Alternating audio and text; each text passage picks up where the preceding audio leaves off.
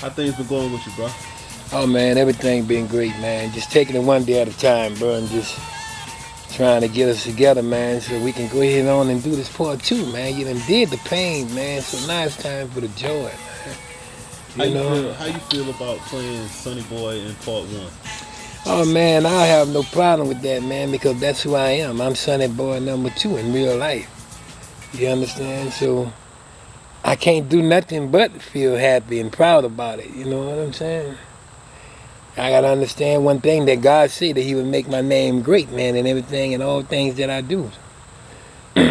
So one thing you gotta understand with me doing this movie, participating the way I'm participating, God is the head. You understand? God lead and I follow. So everything I'm doing, don't look at me. Look at the God that's in me. It's not me. It's the God that's in me that's allowing me to do these things the way they are being done and to share the love that I'm sharing the way that I share it. Oftentimes, we look at movies and we are like, okay, we know what this is about. We know how this is going to end. But see, the difference with me, you're not going to know how it's going to end because God is coming to me with all shape, forms, and fashions and all different angles. You may be looking for me to come down the road this way, and I'll be coming down the opposite way. You may be looking for me to come through the back door, but I'm coming through the side door. You understand? But guess what? We still gonna all wind up in the same circle. Got you, got you, got you. Okay, okay. I'm gonna switch subjects. Growing up in New Orleans, how was that? Growing up in New Orleans, man, it was a struggle, man. If you didn't know anything about bologna sandwiches, peanut butter sandwiches, mayonnaise sandwiches, you know, you didn't come up from the bottom.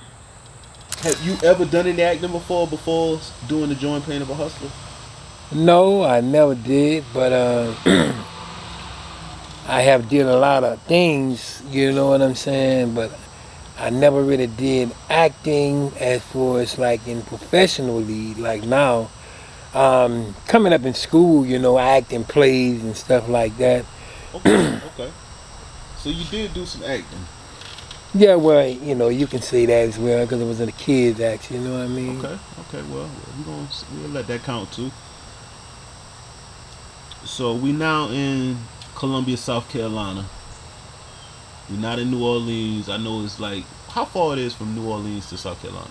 It's like 10, 11 hours, 10 or 11 hours. Yeah. So we gearing up for part two.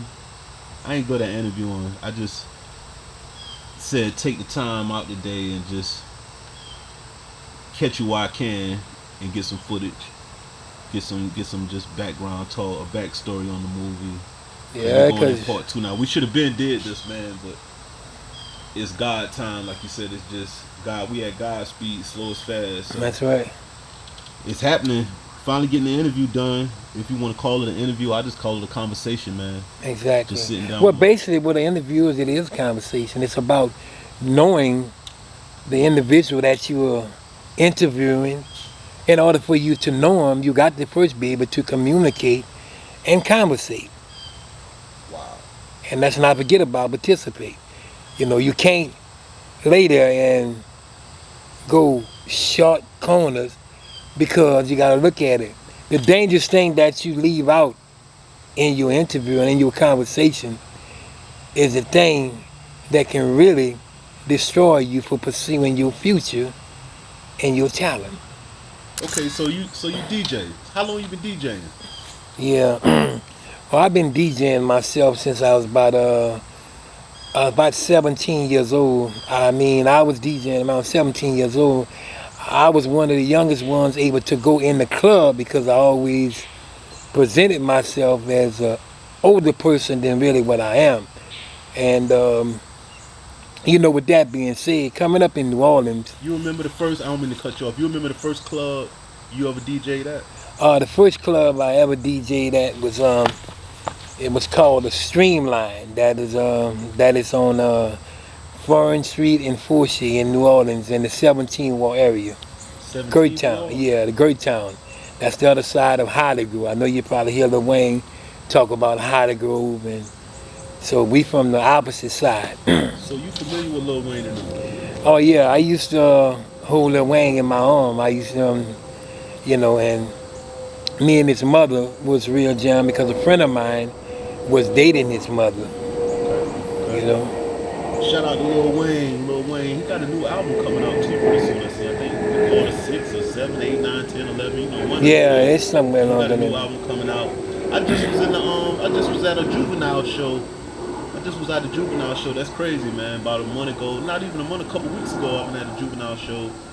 You know, he did pretty good. He's doing a tour with Back That. He's doing the Back That Ass Up 25th anniversary or something like that. I had a good time. So that's crazy. I met juvenile. That's crazy, man. That's Yeah, well, you know Juvie and Skip. You know what I'm saying? I know them there personally, man. I mean, You know coming juvenile up. too? Oh yeah, man, coming up. If you don't know him by Chinook, you don't know him. Okay. See. See, that's something you don't know him. A lot of people just know him by his name, Juvenile, which is the rap name. But if you don't know him by Chinook, you don't know him.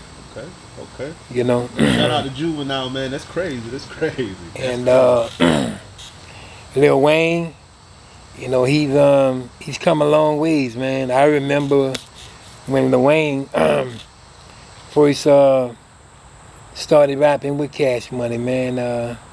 Him and my nephew like Gangster, the real hot boy. Gangster. Yeah, Terrence Williams. Yeah. I talk to him all the time. He's like a nephew for me for life. He's never gonna change. He's always gonna call me Unc and respect me as Unc. Yeah, I watch a lot of his interviews. I'll be watching a lot of his interviews. Yeah, I talk to him all the time. I call him up. You know what I mean? He'll hit me up and check on me, see how I'm doing. One thing about him, I love about him, he never changes, man. Because most people, when they get money, they get the big head. Gotcha. And but see, I look at it like this here. If you get the big head, that let me know one thing: you never really had no money. You never been around it. See, me, I done been around it. I done had it. You know what I'm saying? But I also done bless others with it. Wow. So it's nothing. Shout out to Gangster, man. We're gonna take it. We're gonna take it somewhere else. That was crazy. I didn't know all that. That was crazy. Oh yeah, I know a lot of people, man. Mannie Fresh, his dad and I used to DJ together at a club called Marie's in New Orleans. Yeah, we was talking about DJing. Yeah, we were DJing, Hot Boys. So DJing is really also, I would say, acting as well, because you have to draw the people to keep your. I had fans used to follow me. Me and my partner, Wild Child, he's the first one that put the mic and the turntables in my hand. What's his name again? Wild Child. He's from New Orleans, yeah. Okay, shout out to Wild Child. Yeah, man, and I tilt my hat out to him, man, and I thank him for giving me the opportunity that I did with him, because he was one of the very popular DJs in New Orleans. As a matter of fact, he really taught Captain Charles. He's one of the top-notch DJs now in New Orleans. So I was blessed all around the board, man, through the struggle in my life,